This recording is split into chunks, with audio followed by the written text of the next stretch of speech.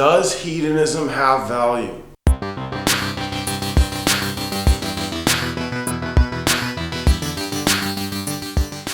I live in a Mediterranean beach town near Barcelona, so I've been able to be exposed to sort of like what I would consider to be hedonism and hedonists, right? So basically when I think of the stereotypical hedonist, I think of like a tan, older Mediterranean person sunbathing on the beach, right? And I've been struck with that sort of genre of people big time in this little beach town that I'm living in, because they flock here and then they go and bake themselves on the beach. It's something that I've never really been excessively exposed to before. Living here in this beach town near Barcelona, it's called Sitges. It's filled with those kind of people that you kind of see around yacht clubs maybe, and then people who would go to Nice and the south of France and maybe Italy and Spain. So it's been a learning experience for me to see these type of people who walk around with sunglasses on and their sort of Mediterranean kind of beach outfits, which are like t-shirt and shorts, like kind of skimpy looking, and then they go down the beach and then they lie around. And of course you have that everywhere in the world. You have people going to the beach, so that's not really anything new, but there's a specific sort of ethos that seems to go along with the people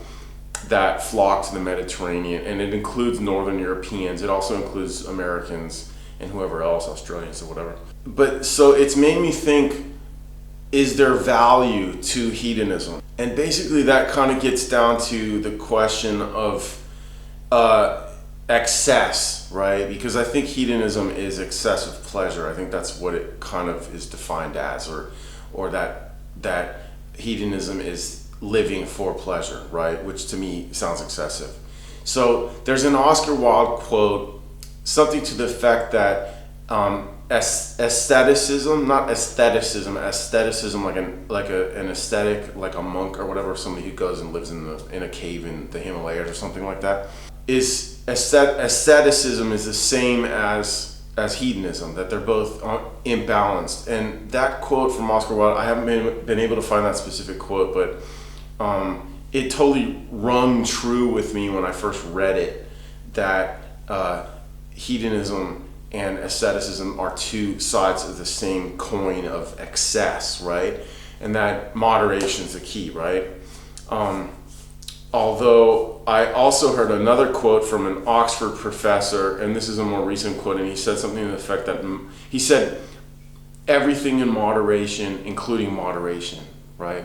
And I love that. That's beautiful. That's a perfect quote, and that's true.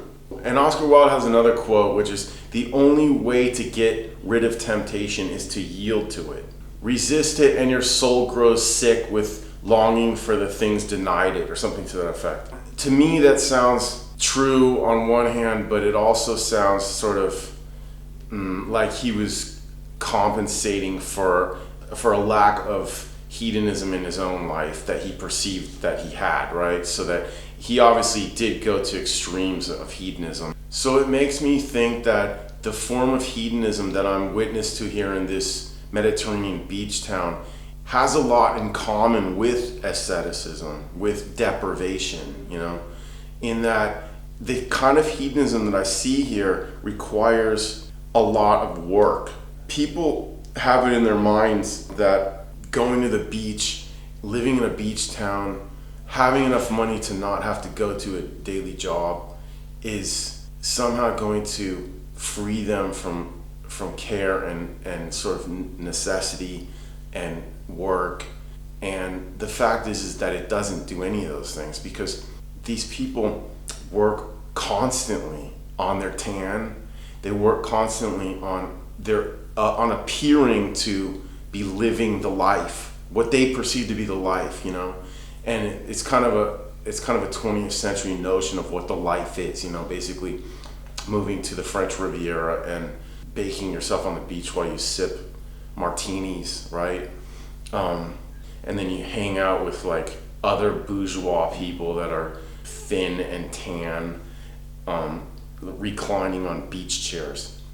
But the thing is that that requires pretty much just as much work, if not more, than being an ascetic, right? Which is like starving yourself and living in a monk cell, with absolutely no luxury or even comfort, So both these things seem to be excessive. One of them is excessive deprivation, the other is excessive pleasure.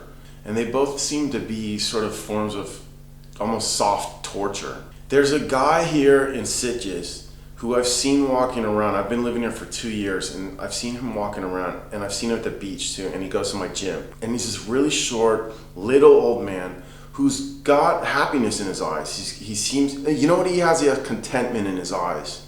And he'll smile. He's just sort of gentle and relaxed. But the thing that I think I've learned from that man, although I haven't really talked to him, but I have seen, just happened to pass where he lives. I was riding my bike and I saw him going into his front door, what I assume is his front gate or whatever. And then seen him on the beach, seen him at the gym, seen him walking around town. He stands out because he's real short.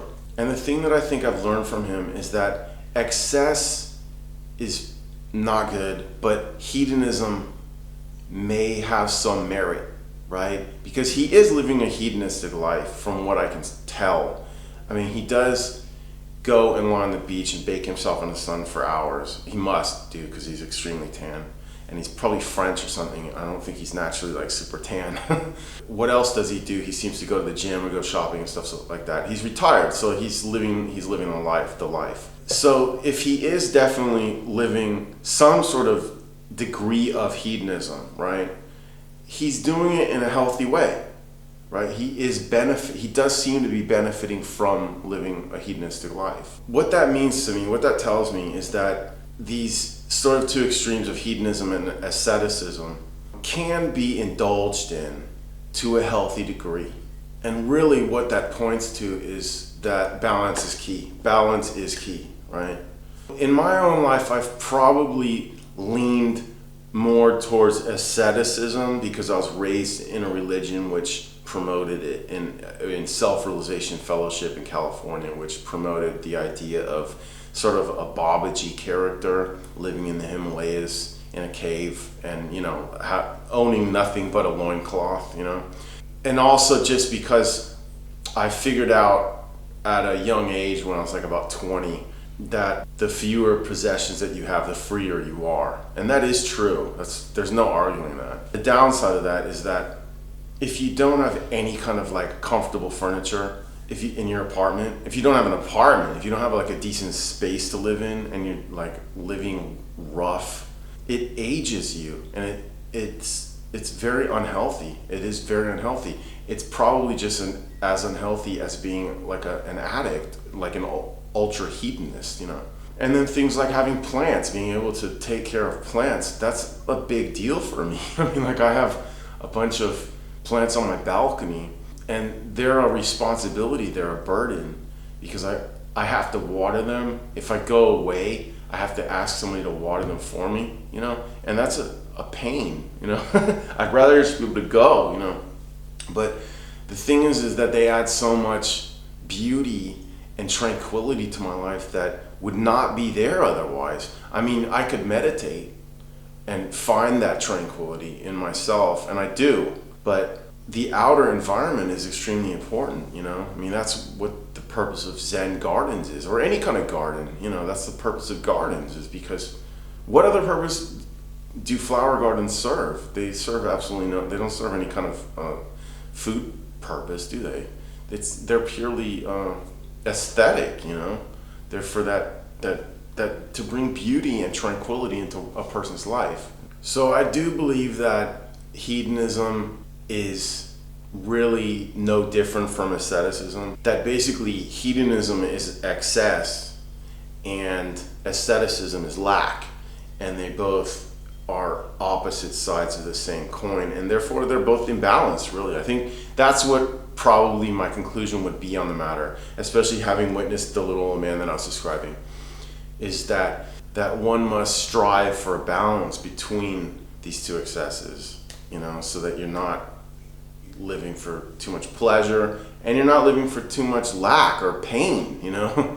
That's crap too. So let me know what you think. Does hedonism have value? Please like and subscribe. Check out jessewaugh.com and click on the links below for more information about my work. Please also consider supporting my work at Patreon. The link is right there. Thanks.